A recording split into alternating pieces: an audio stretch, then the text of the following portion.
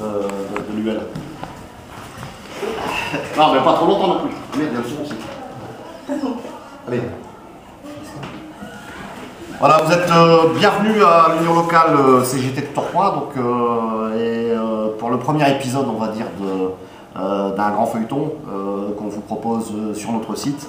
La presse, elle n'est pas toujours au rendez-vous pour relayer les informations qu'on a à donner. Alors, on décide de faire l'information nous-mêmes maintenant et de laisser les médias bourgeois s'occuper des affaires de la bourgeoisie. Quant à nous, on parle des travailleurs, et notamment les travailleurs syndiqués CGT et des combats qu'ils mènent et régulièrement. Donc on se retrouvera sur ce site pour parler de tout ça. Alors aujourd'hui on est avec Olivier. Olivier il est syndiqué depuis un certain temps et il bossait dans une boîte qui s'appelle Rent-A-Car, que tout le monde connaît. C'est pour louer des bagnoles, ni plus ni moins.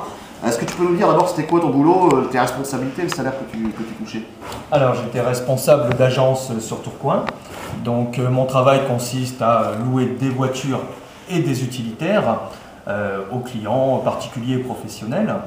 Donc voilà, donc mes tâches étaient diverses, ça allait de préparer les véhicules, donc on va dire le nettoyage intérieur, extérieur, et puis mise à disposition des clients. Dans l'agence tu étais tout seul? Oui, dans l'agence on travaillait seul.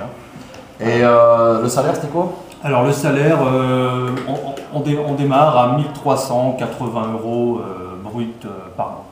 Alors S'ajoute à cela bien sûr des primes. Ouais. Voilà. Alors on va se rendre compte qu'on parle au passé parce que finalement tu n'es plus dans cette boîte aujourd'hui, mais on va comprendre pourquoi. Malheureusement. Tu as constaté très vite déjà que le salaire ne correspondait pas au travail que tu fournissais. Ouais. Et d'autres choses, pression diverses, les salariés n'étaient pas du tout écoutés par la direction, quoi. Voilà, tout à fait. En fait, je me suis rendu compte que chaque fois que l'on demandait quelque chose, que ce soit une simple paire de gants pour se protéger les mains au vu des produits qu'on utilisait, jusqu'à avoir ne serait-ce que des jets d'eau qui soient utilisables pour nettoyer des grands camions, à chaque fois c'était la croix et la bannière pour avoir quoi que ce soit. Il n'y avait pas de DP, il n'y avait pas de délégué du personnel, il n'y avait pas de CE, rien? Rien de tout ça dans une boîte quand même qui a une sacrée ampleur, puisqu'il y a à peu près entre 195 et 200 employés. Donc j'étais assez étonné lorsque je demandais justement des informations, qu'il n'y ait pas de CE, pas de délégué du personnel.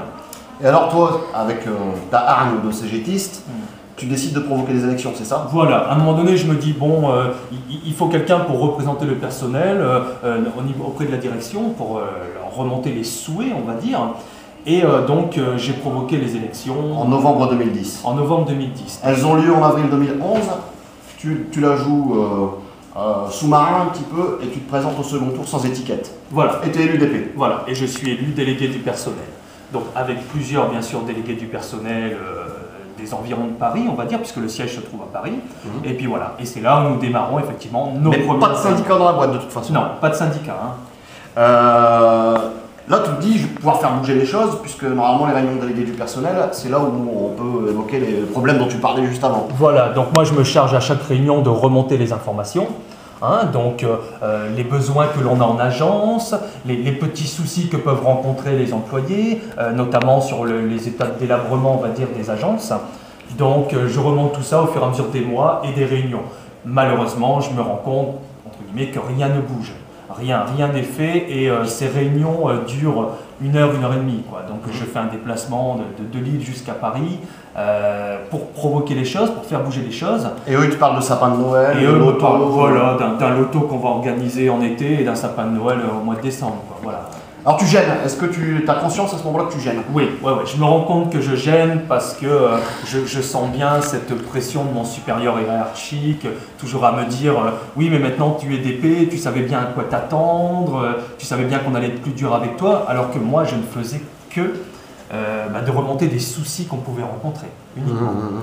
Tu étais dans le cadre de la loi on va dire, mais voilà. Les pressions elles sont évidentes. Oui, ils sont là, c'est très bien. Et en novembre 2011, un acte de vandalisme sur le parc automobile que tu gères, sur une bagnole, et là on t'accuse de faute grave. Voilà. C'est toi qui aurais... Voilà. Sans rentrer dans le détail, je dirais que nous avons des agences avec des petits garages où on peut y mettre 3, 4, 5 voitures, et malheureusement moi j'ai un parc d'une 30aine de voitures. Donc beaucoup de véhicules dorment à l'extérieur. Et ce jour-là, ben, malheureusement, une voiture a été vandalisée. Voilà, donc le lendemain, j'appelle mon supérieur, hein, bien sûr, qui vient, et à partir de là, plus de nouvelles. Voilà, pendant 2-3 mois, plus aucune nouvelle sur le devenir de cette voiture, sur le vandalisme, sur ce qui s'est passé, malgré, je dirais, pendant ce laps de temps, où j'ai appelé ma direction en demandant, bah, tiens, qu'est-ce qu'il en est de cette voiture, où elle est dans un garage, qu'est-ce qui se passe, et ainsi de suite, quoi. Et là, ils finissent par te coller sur le dos cet acte de vandalisme. Voilà. Même, bon, on ne va pas rentrer dans les détails, mais ça tient. Je veux dire, quand on regarde le dossier, ça ne tient pas debout, quoi. Voilà, il n'y a rien qui tient la route. Le client a bien rendu le véhicule impeccable, il a été garé à l'extérieur normalement. Voilà, il n'y avait aucune raison, si tu veux, de m'accuser de quoi que ce soit. Donc là, faute et licenciement, sauf qu'en tant que délégué du personnel, en tant qu'élu, tu es protégé. Voilà. Ça veut dire qu'il doit demander l'autorisation à l'inspection du travail. Voilà, il y a Et d'abord l'inspection du travail, elle a refusé ton licenciement. Voilà. Ça veut dire qu'elle considère que le dossier. Voilà, moi je me suis défendu avec mes preuves, avec un dossier pour rencontrer l'inspectrice du travail qui a débouté Rent-A-Car de mon licenciement. Et là, nous sommes en fin mai 2012. Alors tu es de plus en plus énervé et tu te dis, je vais faire mon coming out, je vais leur dire que je suis de la CGT. Et on réfléchit à ça ensemble et on s'aperçoit qu'il n'y a aucun syndicat dans la boîte, voilà. Et qu'en vérité on a la possibilité, nous, CGT, de te mandater et on te mandate délégué syndical. Voilà, est-ce que ça leur a fait plaisir à ton avis? Non, je ne crois pas du tout.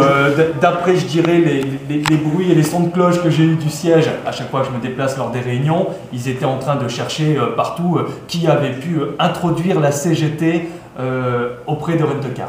Alors ce qu'il y a, c'est que j'ai dit l'inspection du travail elle a refusé ton licenciement et eux ils disent comme ça verbalement en réunion d'épée, c'est bon, on abandonne les poursuites voilà. En quelque sorte. Voilà. Sauf que quand ils reçoivent le mandat de délégué syndical CGT, c'est le 12 juillet je crois. Voilà, le 12 juillet. Le 13 juillet, tu apprends qu'ils font un recours voilà. Auprès de l'inspection du travail. Si tu veux, le 13 juillet intervient mon mandat de délégué syndical. Hein, puisqu'on en a la preuve par le biais de fax qu'il a été envoyé au siège le 13. Et nous avons un dépôt le 13 juillet à l'inspection du travail pour un recours hiérarchique auprès du ministre pour contester la décision de l'inspectrice du travail.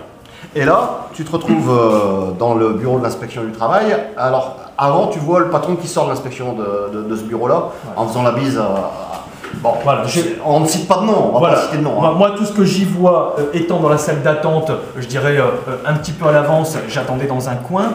Et c'est là où je remarque à la sortie une connivence, tout simplement, entre l'inspecteur qui me recevait et mon employeur, tout simplement, du moins la personne qui représentait mon employeur.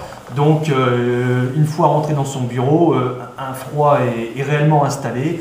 Je vois qu'il... Et finalement, il n'arrive pas à faire reconnaître, y compris l'inspection du travail, toute une série de fautes qui se reprochaient, mais il s'appuie juste sur la question, l'acte de vandalisme, et pour autoriser cette fois ton licenciement. Voilà. D'ailleurs, dans le rapport de l'inspecteur, il est bien stipulé le doute profite à l'employé, vu que Rent-A-Car n'apporte aucune preuve que j'aurais pu faire une erreur sur mon travail, sauf effectivement par rapport au rapport d'expertise et à cet acte de vandalisme.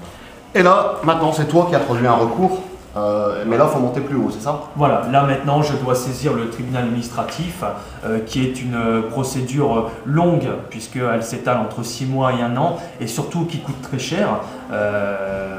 Donc voilà, aujourd'hui, on en est là.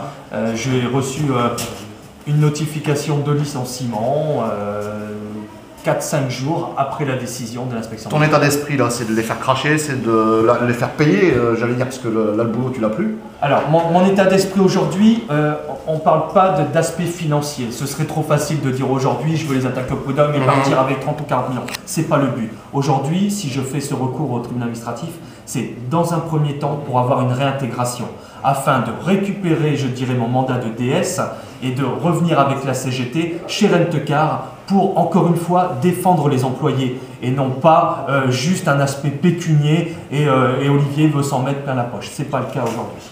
Bah, tu vois, vous voyez, nous à la CGT, ce genre de cas, malheureusement, c'est presque du quotidien. Hein, quand on porte l'étiquette CGT dans une boîte, on est en général fusillé et on s'arrange pour vous faire disparaître. Nous ici, c'est un lieu de résistance et on ne laisse pas tomber les camarades, ni lui, ni les autres. Et Tremblay bourgeois, ça ne fait que commencer. Voilà. Et heureusement que la CGT est là, moi je tiens à le dire quand même, parce que pour toutes les informations, pour toutes les procédures, au moins ils m'ont aidé à avancer.